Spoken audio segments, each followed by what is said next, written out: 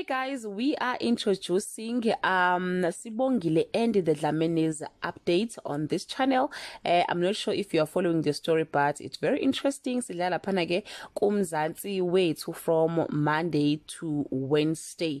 So guys, this week there is what is going to happen on Monday. Kwenzo and Sibongile continue to gel when Nomalanga walks in on them. Zix gift Velaphi with an expensive phone, but little does she know that she is or he is tracking her using the phone. When Zeni worries when she can't find the buckle of edibles on Tuesday.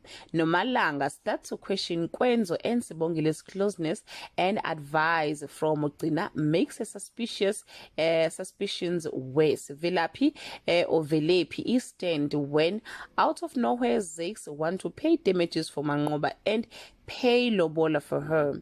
The helpers are left concerned about Mavis when she starts acting awfully strange. Little do they know that she ate the missing gummy bear on Wednesday. Nomalanga reaches breaking point with the Sibongile and fires her after she rearranged the furniture in the penthouse.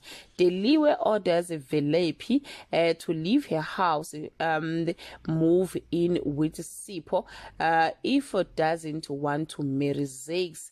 The edibles that got Mavis high are finally found, and when Zeni confesses that they belong to Craig but blames Peteni for being a bad parent.